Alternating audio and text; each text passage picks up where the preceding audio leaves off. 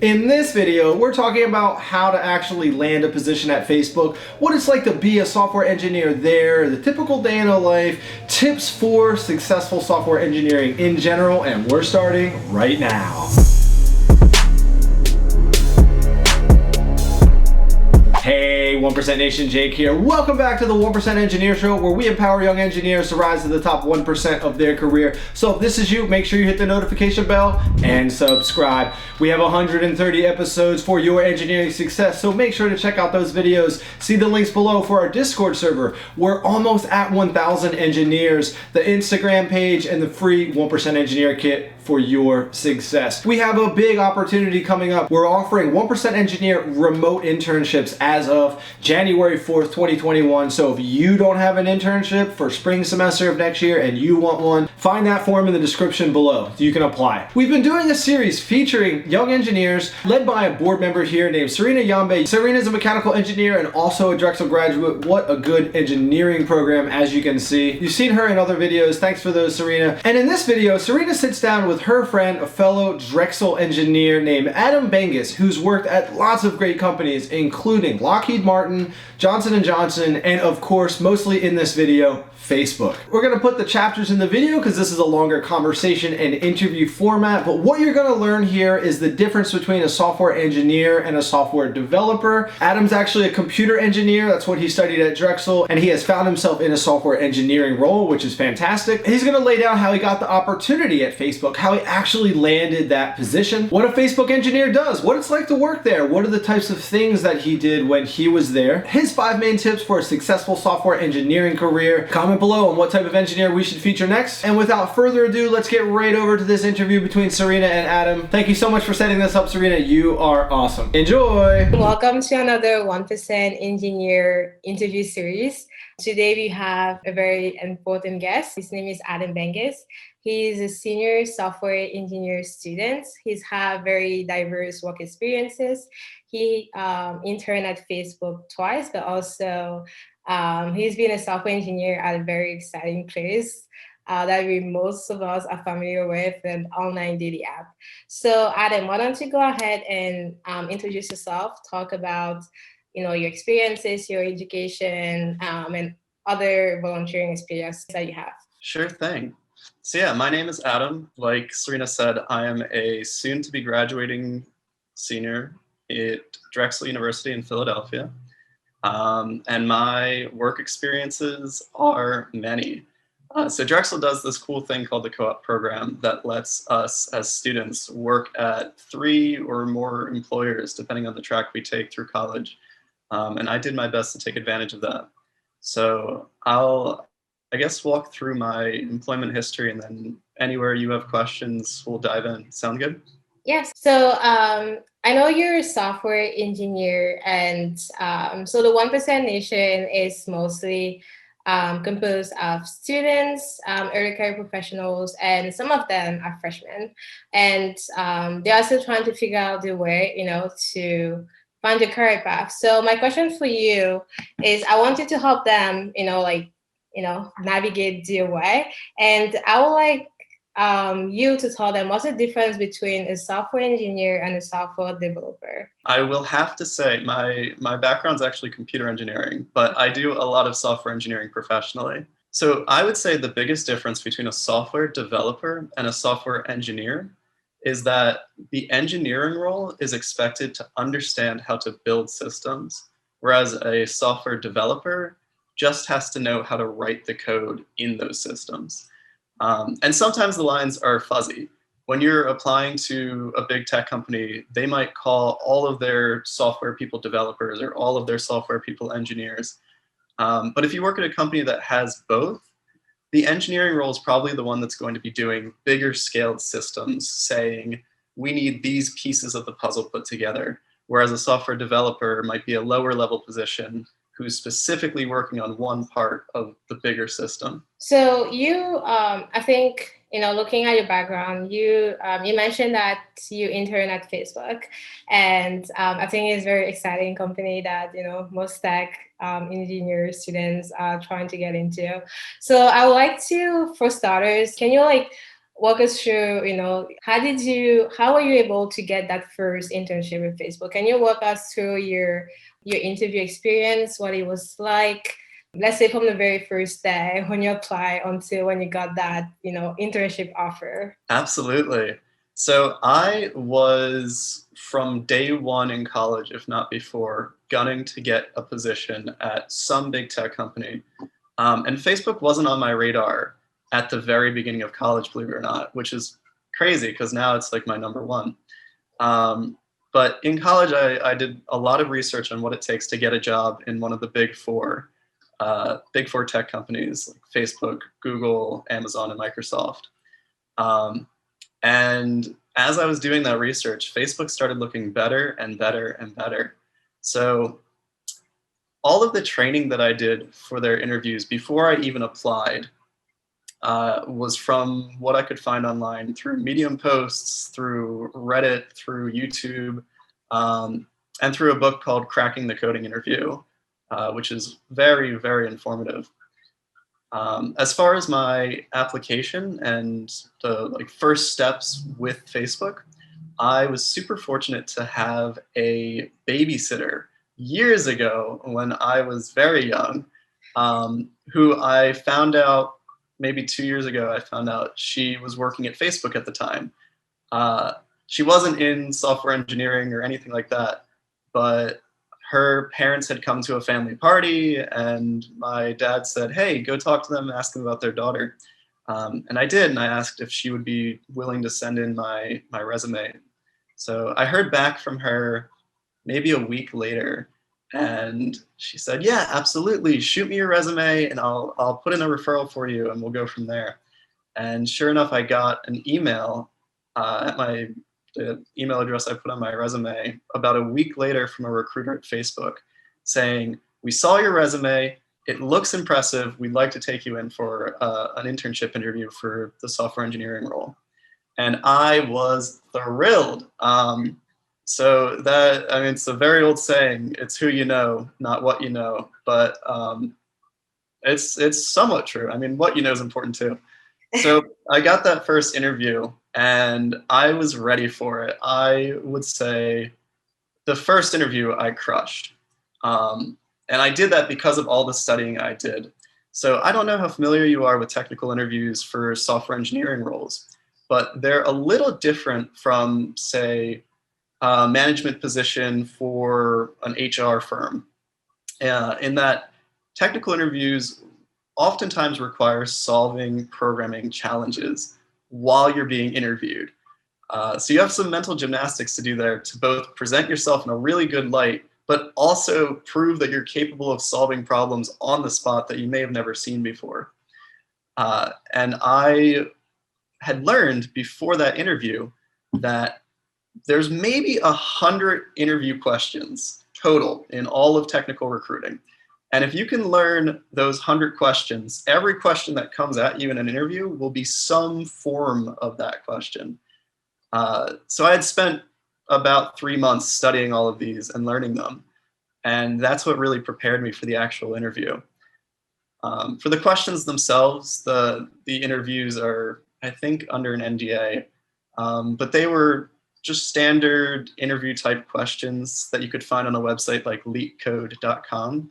The first one was pretty easy, and then the second one was a little bit harder. So how prepared did you feel when you, I don't know, because you talked about cracking the coding challenge, I believe, and because I heard that, from my software engineer friends, those are really challenging. And yeah, you say that you prepare yourself, you went through over 100 questions, but at the same time is when you actually, were trying to solve those problems, did you feel like, that part helped you go through them, or did you still feel like, okay, I have no idea what I'm doing? I felt very prepared because I had gone through those problems. Okay. I know a lot of people who say they've gone through the problems and then really struggle in interviews, but oftentimes my friends who have passed the interviews versus the ones who haven't, the difference is time.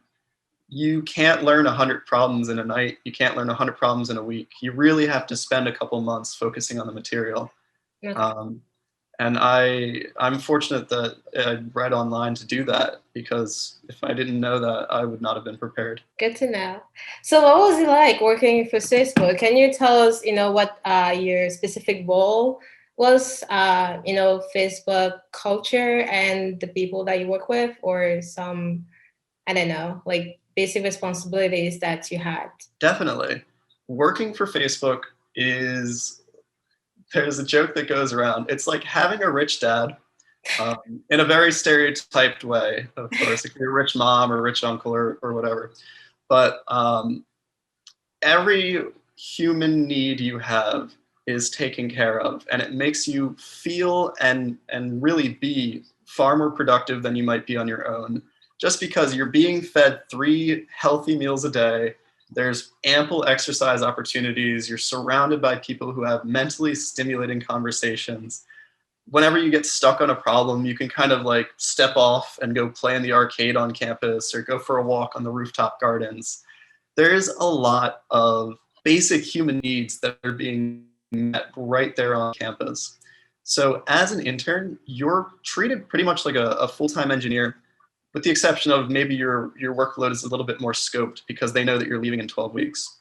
What I worked on my first time around was a product that's like internal to the company, that was meant to analyze code as it was being, not as it was being written, but like after it was written and submitted, but before it went out to the servers, and look at that code and say, is there anything in here that might cause a privacy bug in production? Something like maybe a developer changed some code and they didn't see the error, but all of a sudden everyone's able to see private phone numbers or private email addresses. My code is a tool that would run on that and stop that bug from entering production before the problems happened. And it was very cool to have that big of a project to take on. After coming back a year later, I saw it was still in use, it was still working. And I was also just thrilled with the level of mentorship I had during the project. My intern manager, which is sort of the way Facebook gets regular engineers into their next level of management, or like into their next level of engineering. One of the tracks, there's lots of tracks to get promoted, but that's one of them. My intern manager was incredible. She guided me through every single step of the journey.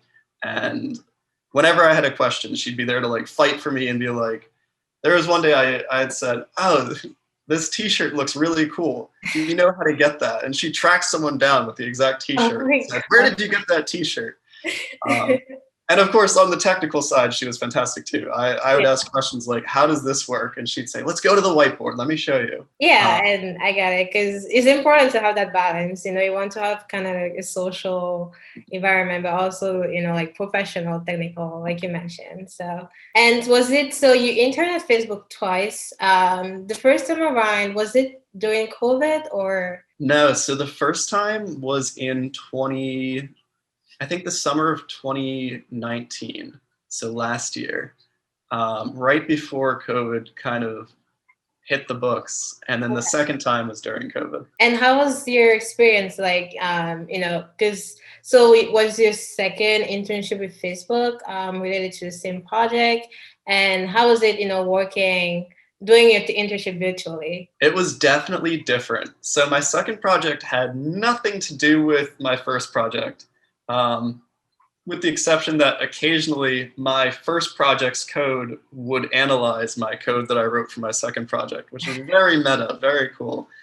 My second project, I worked on a team called Messaging Experiences, who is the team that's powering, I don't know if you've seen it, just yesterday or 2 days ago, the Messenger app changed from pure blue to a mix of blue and purple. Because they're getting ready to merge Instagram and Facebook messaging to be able to text your friends on either platform.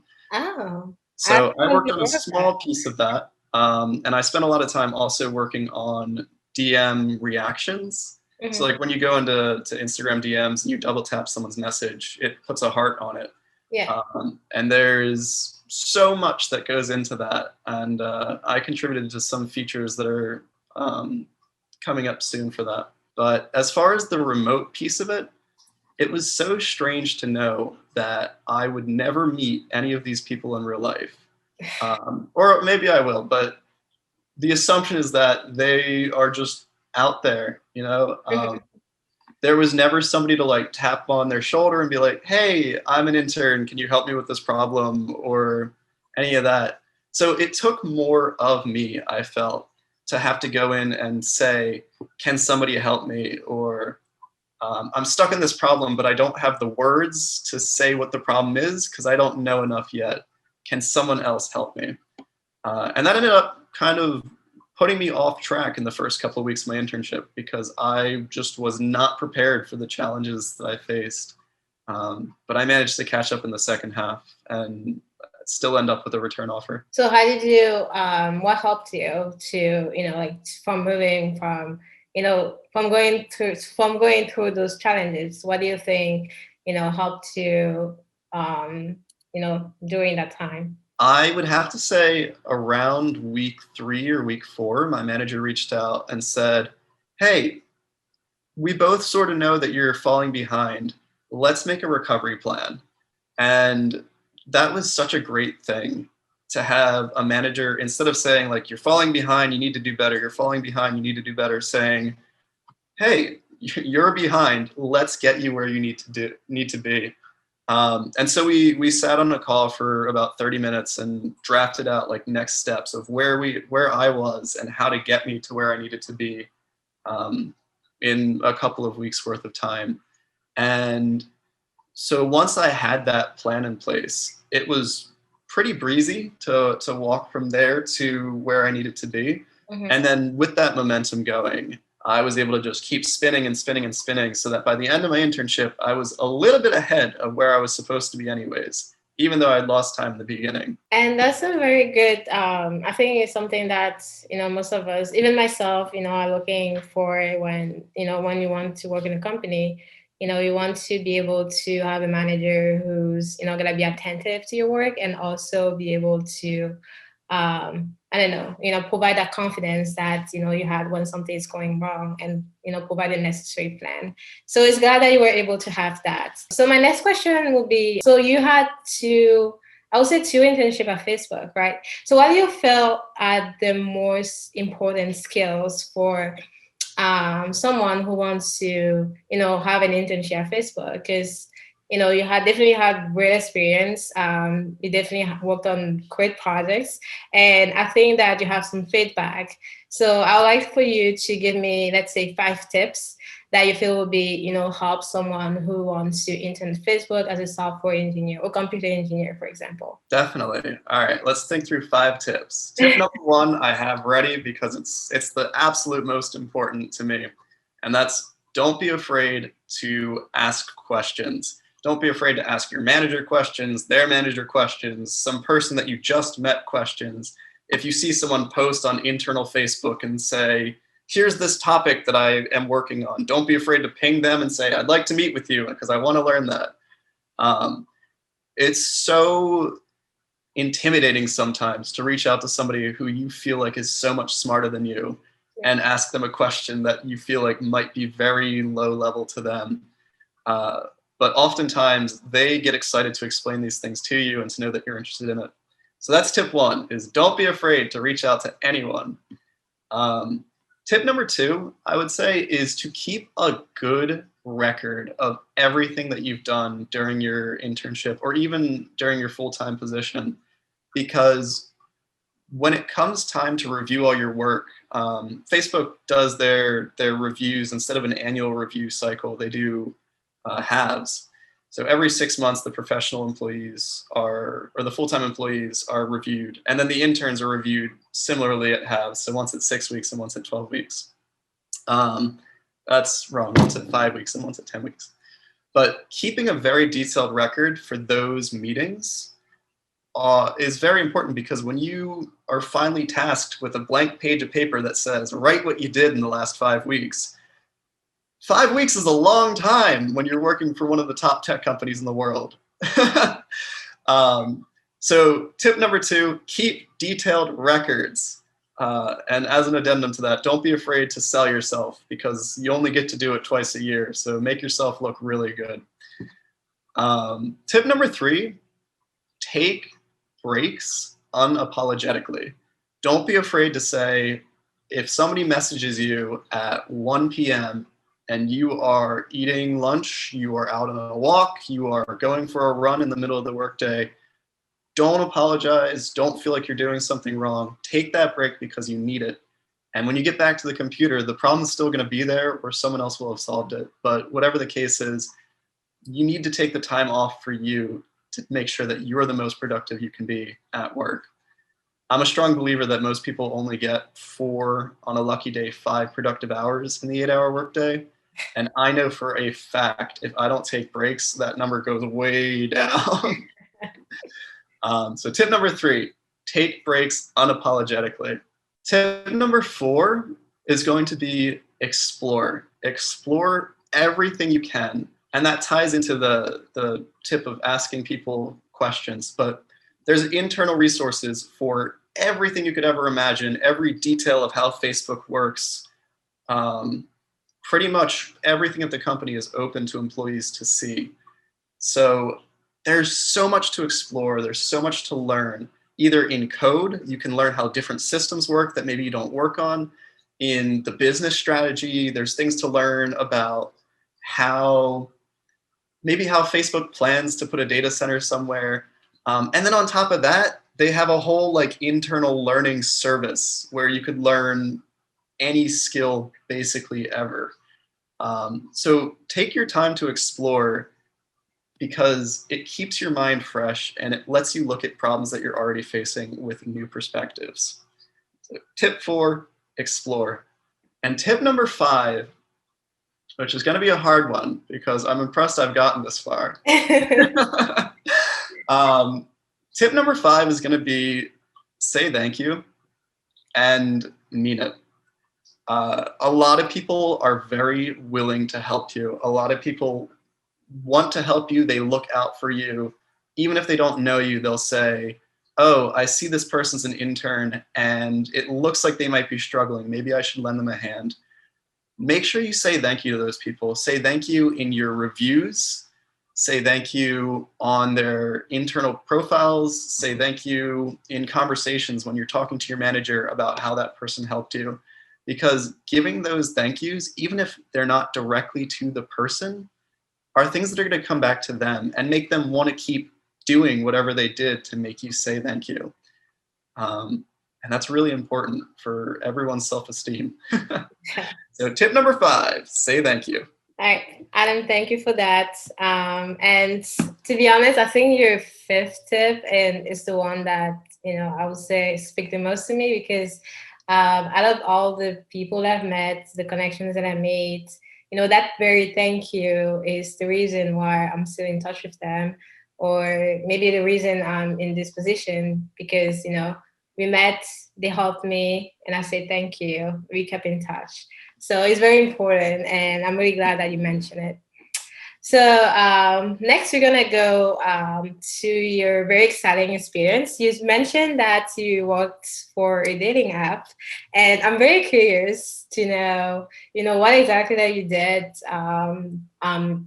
doing your role, but also how do you feel, that experience and your experience when you were working as a software engineer for Facebook are related, or how it helped you connect either of them? Sure. So I worked at a company called the Meet Group, who makes a couple different dating apps for different demographics. And they were very different from Facebook for a couple reasons. From a software engineering perspective, they were a smaller company. So a lot of their internal tools just either didn't exist or they weren't as focused on the company as Facebook's were. But that also gave you a lot more reign to sort of do things your way inside the company, because you might be the first person to ever do whatever you're doing there, which is a lot harder at a company like Facebook, which has tens of thousands of employees. I would say things that I took from Facebook that helped me work there was the sense of independence Facebook gave me over my project. They definitely made me feel confident in the workplace and made me feel like my decisions were valid, that they made sense, and that they were acceptable approaches to the problems I was challenged with. So at the Meet Group, I was a API software engineer, which means I was writing like the core services that the apps interacted with on the back end. And there's a lot of challenges on the servers.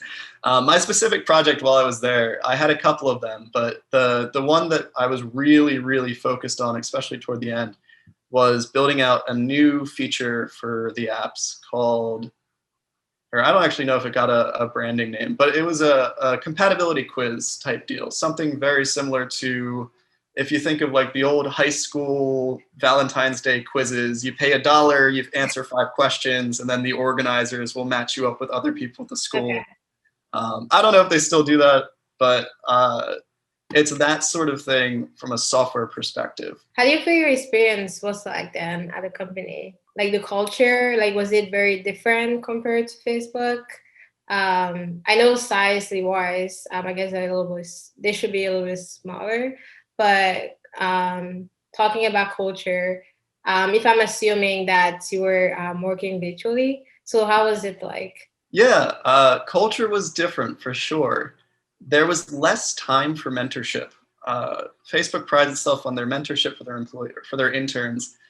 At the Meet Group, everyone is kind of working on maybe a little bit more in their day-to-day because they might be the only person who has that challenge to work on. But also, some of the things that were different were the conversations in the workplace. For example, at Facebook, with the exception of Facebook dating, which came out during my first internship, it was rare to hear people talking about the best ways to connect users for relationships. It's usually the best way to connect people to empower whatever the public conversation is. Yeah. The Meet Group's mission, maybe not their mission statement, but a lot of their stuff was like, how do we get people on dates? How do we get people to meet each other? And this was during the COVID time, so it wasn't really in person, but like, how do we have video dates set up? And their whole platform centered around video dating. But how do we make video dates more like efficient on the back end? How do we make video dating better for the users? What if we blurred people's faces out so that they didn't have the first impression of looks? What if it was all based on your personality? Very different conversations and challenges based a lot more in social dynamic than in technical dynamic. That sounds very exciting. I don't know, I'm excited. Yeah, it was definitely cool. So I think, like we talked about your experience at Facebook and your experience at Midcurve, if I'm correct. So did you have any other, experience just to enhance your, your software engineering skills that you feel like you want to share or that helped you through your journey? So there's 2 other places that really notably impacted my professional journey. The first one was I worked at Lockheed Martin as a co-op. So for the full 6-month period, instead of doing an internship for 3 months. And while I was there, they put me on a ton of different projects. Some projects required being flown across the country to California or to Indiana and working in like the middle of the desert, getting up at 2 a.m. to travel out under the cover of dark because it's 115 degrees during the day. Hearing like gunshots and drills going off in the background. That position was very cool to me. It was my first real world employer. I don't count my university as a real world employer. And that's where I started to learn professional confidence. That's where I began to understand that when you as a professional create something that you were tasked to create, you can get input from other people, but if it's your task, you own that piece. You make the final call on how it works.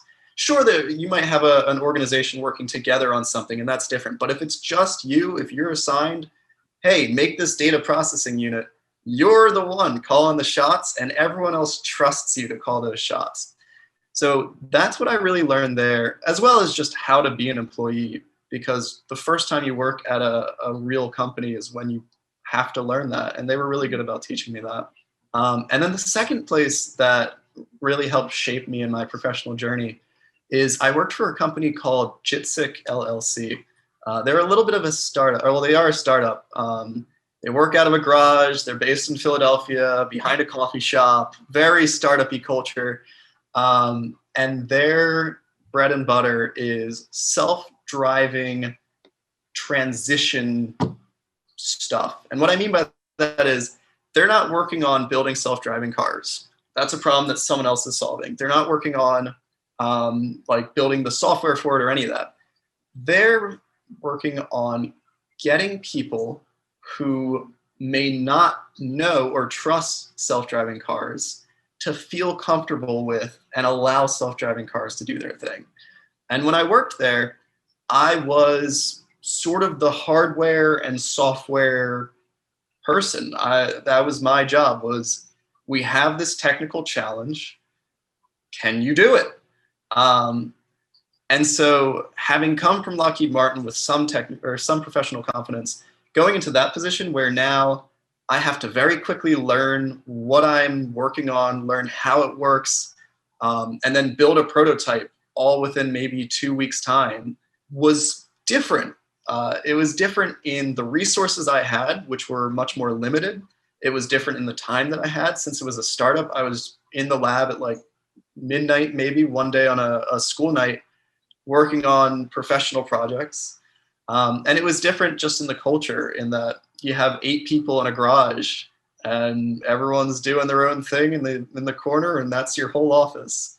So those two experiences kind of act as a springboard to get me into the Facebook environment comfortably, the dating app environment comfortably. So it looks like, you're a very well-rounded engineer, because you went from your very first internship, a co-op in the real world. You worked for aerospace giant Lockheed Martin. You went to a startup, and then you went to top tech companies, Facebook, and then you worked for a dating app. I think next it's just you working at Tesla, maybe. I'm just kidding. But that things, I think that's, sums up that, you kind of like built yourself around, you need all these skills to be able to be a successful engineer, not only soft skills, but technical skills. So I would like for you to tell us, what do you think, like the top, technical skills that you need as a software engineer, but also, like the very, like for you, let's say the top 2 soft skills that you need to excel in a professional field for anyone who's trying to get their first internship, or I don't know, first full-time job, for example. So I'll start with your first prompt. Overall, top technical skills to get good internships. I would say one is you got to know how to code. You can't fake it. You can't pretend. You can memorize algorithms in your interview, but you're not going to do well at the job if you don't know how to code. That doesn't mean you need to know how to write code in every single language ever and how it all works to the nitty-gritty details. But it does mean you need at least one language that you're really comfortable in and that you understand to a great degree. That's reading blog posts about new features or different ways to do things in that language. It's reading the documentation from the official creators of the language, keeping up to date. Maybe there's a new update to the language. What's in that update and how does it help me as a developer? I would say that's one of the top technical skills that you're going to need. And then another one is just keeping your eyes open for opportunities to develop yourself personally. So when you have an idea and you say, that would really be cool, taking the next step and making it your personal project is going to make something on your resume that you can talk about really happily because you built it, because you're solving your own problems. So keeping your eyes open for those chances in your own life to solve your own problems is a great way to prove yourself, both in interviews and then also know what you're working on at work, because usually your personal projects will lend themselves into whatever you're doing. Mm-hmm. As far as soft skills, I would say the first soft skill that you really, really need to have is the willingness to learn. To be able to say, even in an interview, I don't know how that works, but if you explain it to me, I'm going to do my best to answer your question. Or on the job, to be able to say, yeah, I've never worked with Windows drivers before, but I'll give it a shot.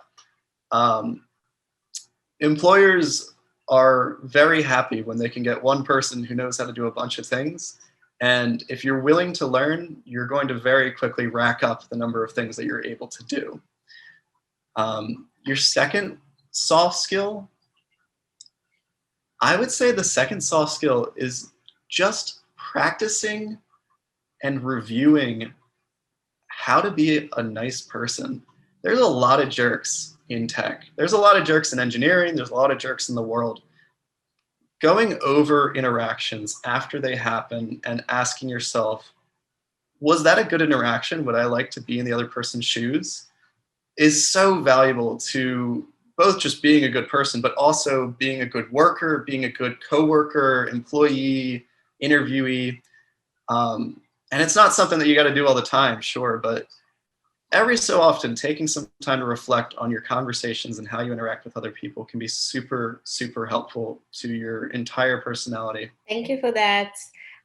So you're reaching the end of our interview, and usually what I like to do is to ask my interviewees like bonus questions. So bonus questions usually have something to do with the interview or not. It can be personal or professional. And I think for you, I'll have maybe one or two. But so right now we're in the COVID world. It taken us all to adapt, to face change. And some of us hit rock bottom, and then they kind of like had to figure out a way to, to start all over again. So I would like for you to tell us how are you able to go through, or how are you able to go through COVID? And do you feel that, this experience is going to help you somehow in your next professional challenge or your future career dream that you have right now? Sure. How did I get through COVID, or how am I going through COVID? I would say there was a lot of doubt on my behalf in the beginning, and it took a long time for me to accept that this wasn't going anywhere, and that really to realize people are just not willing to self-quarantine.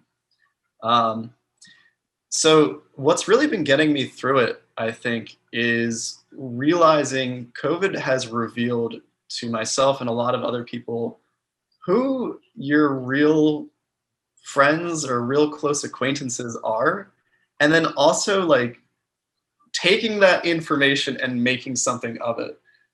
So a couple of my friends who I was like on and off friends with for a long time, I have finally said like, shoot, we're all the ones talking to each other now that COVID's finally hit. Let's all just lean in on this and really solidify our friendships or our relationships, even just like with my parents, talking to them more often and making sure that they're doing what they need to do. And so doing that and taking care of my friends has helped me take care of myself, both with them reminding me to do things and me saying, hey, like, have you been outside today? And being like, oh, shoot, I need to go outside today too. But I think it's going to help me in my professional career as well, because I was fortunate enough to have internships during the pandemic, and I got to see remote work firsthand for the first time in my life.